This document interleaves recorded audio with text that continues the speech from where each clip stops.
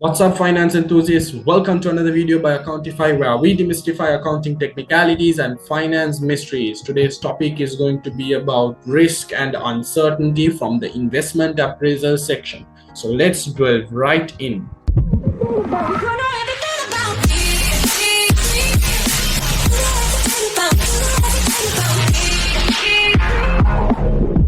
Starting the day with a question: why is risk and uncertainty important? Investment decisions involve forecasts, which are uncertain.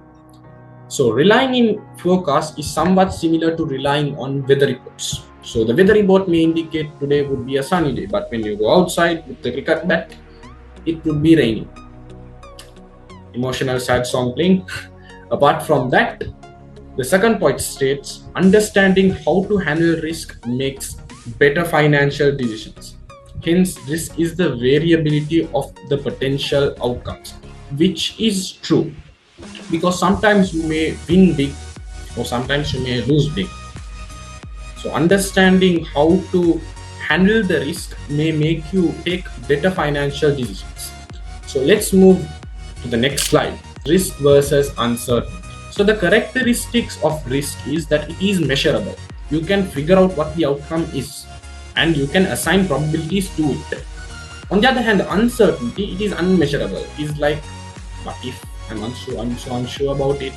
So it's not reliable to assign probabilities to it. The key areas of concern when it comes to risk and uncertainty is on an investment point of view and on a company's investment point of view is the project life, cash flow accuracy, and discount rate reliability. So going deeper into this is the project life. You have to identify whether it is a one-time project or whether the project will continue to come, whether you will get similar projects as this. And when it comes to cash flow accuracy, it is somewhat similar to your predictions when it comes to your revenue and expenses. You may predict, you may make high amounts of revenues, but in reality it wouldn't be the same. Discount rate reliability, yet again, discount rate is an estimate. Is your estimate true and in line with the current economic factors is also a question mark. So this is all about risk versus uncertainty. A small example which I can give yet again to clarify your doubts when it comes to risk versus uncertainty is: imagine you're in an empty room and you toss a coin.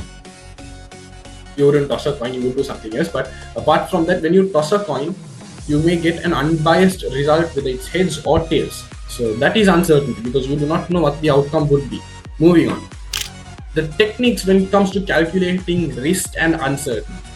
So when it comes to risk and uncertainty techniques, it would be for uncertainty sensitivity analysis. These would be delved deeper, by the way. And when it comes to risk, it would be expected values, simulation, discounted payback, risk-adjusted discount rates. So let's delve deeper into these topics as well.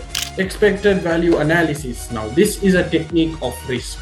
The expected value is the weighted average of all the possible outcomes with the weightings based on probability estimates. The formula is expected value equals sigma px, which is also known as sum of probability into value of an outcome, which is denoted by p and x respectively. Now what we can do is let's apply this formula into numbers and see the mechanics of expected value. It's time for an illustration. Pause the video and give these numbers a crunch. Okay, now let's read the question. A firm has to choose between three mutually exclusive projects, the outcomes of which depend on the state of the economy. The following estimates have been made. Mutually exclusive projects means the projects without interconnections. State of the economy are recession, stable, growing respectively. Probabilities are 0.5 for recession, and stable it would be 0.4, growing 0.1. They have also provided us with the NPVs for the three projects, which are namely A, B, and C. The requirement states determine which project should be selected on the basis of expected market values. For your easiness, I have put the pro forma. Let's start. So the recession state of economy, the probability would be 0.5, stable 0.4, and growing 0.1. I got that correct? I got that correct. Outcome would be the NPV, which is also known as X, denoted by the X symbol. So project A, 100 on recession, 200 on stable, 1400 on growing. 100, 200, 1400. Now we can calculate the expected value for each of the state of economy. So probability 0.5 multiplied by outcome 100. This would give px of 50, and 0.4 multiplied by 200 for stable, and then 0.1 multiplied by 1400, which is 140. The sum would be 270. We can do the same for project B. The same probabilities would be used. You can copy them up here. The outcomes would be 0 for recession, 500 for stable, 600 for growing. We can calculate the individual expected values. Now the sum, the total expected value is 260 for project B. Project C, same probabilities apply. The outcome would be 180 for recession, 190 for stable, 200 for growing. 180, 190, and 200. Let's calculate the individual expected values. Sum them up. You get 186. So what we can see is project A, the total expected value is 270. Project B, the total expected value is 260. And for project C, the total expected value is 186. Based on the requirement, we should select the project on the basis of expected market values, which is also expected values. So the basis would be the highest expected value, which is project A.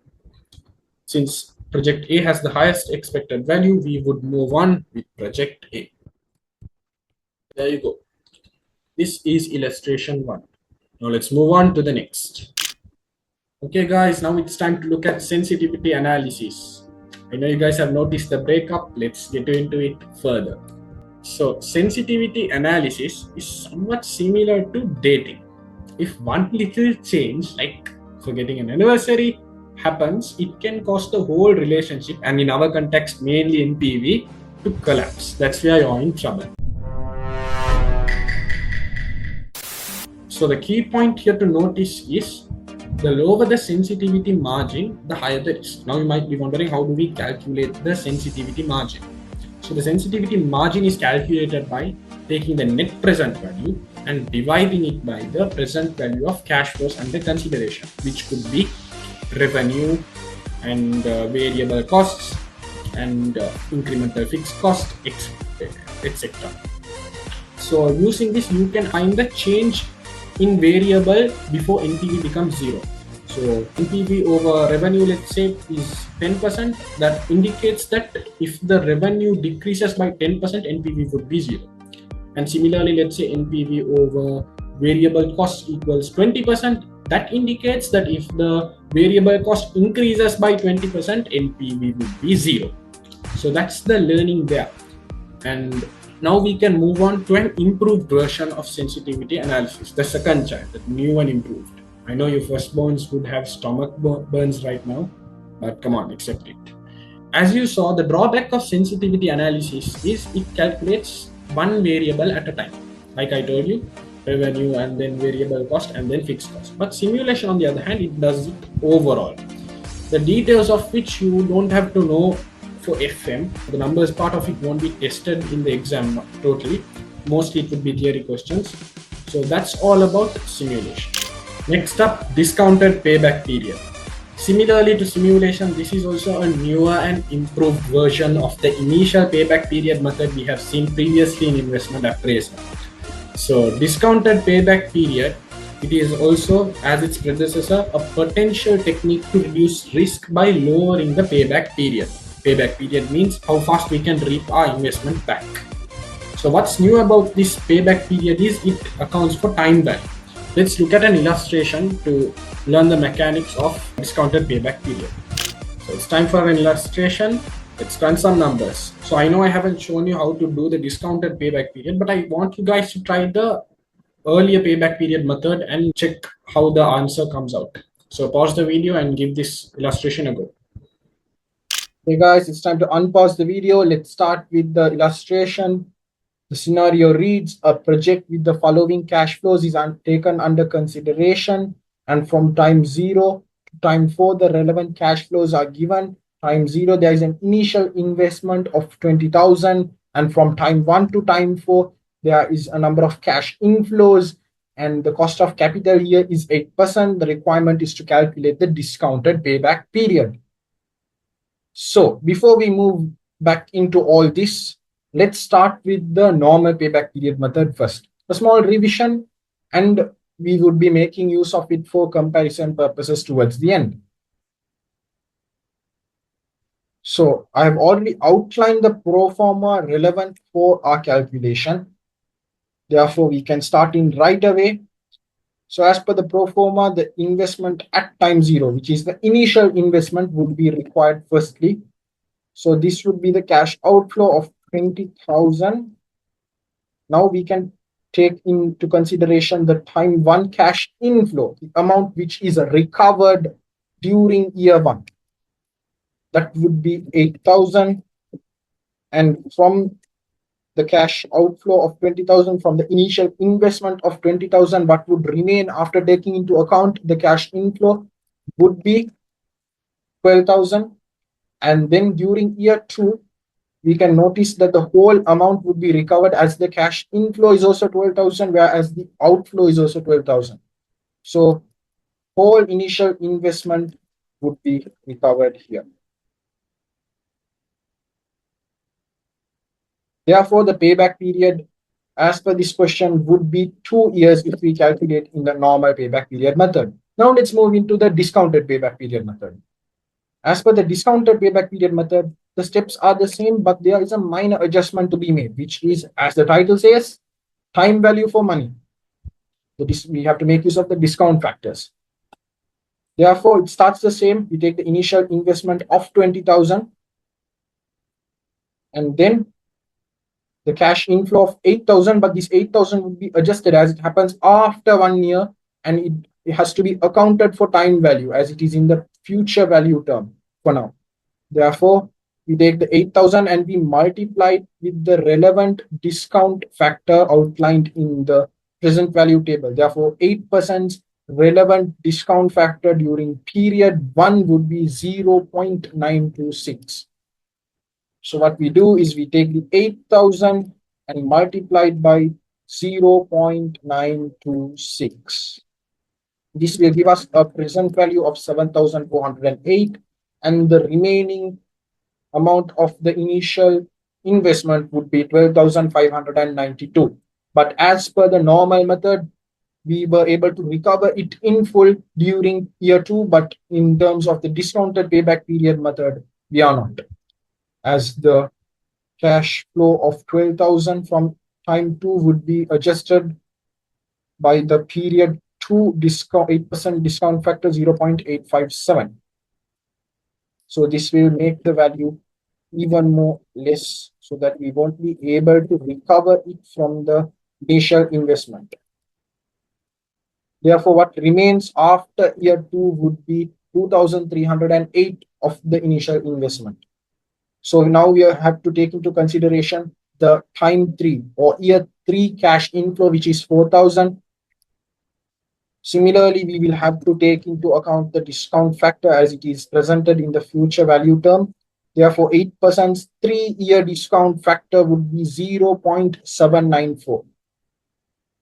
So 4,000 into 0.794 would give 3,176. As this amount is more than the remaining amount, only a proportion of it would be taken. Similarly, from the year terms, we would be taking only a proportion of the year. Therefore, what we will do is, in order to calculate the proportion, we will be converting this cash outflow into a positive figure by taking minus multiplied by minus rule, maths, and then divide it by the cash inflow of the next year cash inflow, which is the 3,176 we calculated, and that will give us a proportion of 0.73. Now what we can do is we can calculate the payback period. Now, as per this picture, we know 2 years were taken out already, and the third year was not wholly taken, only 0.73% of it was taken. Therefore, our years would be 2 plus 0.73. This would give 2.73 years as payback period. If you want to show this in terms of months, it would be 2 years. And in order to convert the 0.73 decimal figure into months, you just have to multiply it by 12. 0.73 multiplied by 12. This would give us 9 months. So approximately, to recover all this, it would take 2 years and 9 months. But when you see the normal payback period method, it told us 2 years. So what I feel is, and what ACCA feels is, discounted payback period is more accurate, as it considers the time value for money in this instance. So yeah, that's a wrap when it comes to discounted payback period. Let's continue to the next. We have come to the final bits of the technique, risk-adjusted discount rate. In order to understand risk-adjusted discount rate, we have to understand the discount rate itself. So the discount rate itself reflects on the cost of borrowing funds in a form of a loan note and the return required by the shareholder. So we reflect on both of these before we come up with a discount rate. So how does risk come into the picture, guys? So if you make an investment and the risk is perceived to be higher, the discount rate could be increased to compensate for that risk. So that you can notice in the formula here, required return equals risk-free return plus risk premium. This risk-free return would generally be taken from mostly the government bonds, because they are considered to be close to risk-free return, because there isn't a investment where the risk is nil. So this is again extra, and we take that risk-free return and add a risk premium to compensate for that risk. So if I have to put it in a scenario, it's like, let's pull my boss in first from the question crunching session. So he, for an example, asks me, Lukman, why are you demanding a higher salary? And I would be responding to him telling, I used the risk-adjusted discount rate to calculate my salary. And he was like, risk-adjusted discount rate? Why? I was like, because working for you is higher risk. So it's something like that. So that is all about risk-adjusted discount rate. Finally, we can end today's session. And we have covered risk and uncertainty by discovering the techniques and figuring out what risk and uncertainty meant. For now, thanks for watching. Lukman Akram from Accountify signing off. Please like, share, and subscribe. Moreover, do check out our other videos as well, where Infas will be covering the questions. Question practice is really important, guys. So do practice enough questions for your upcoming FM exam, and good luck. Signing off.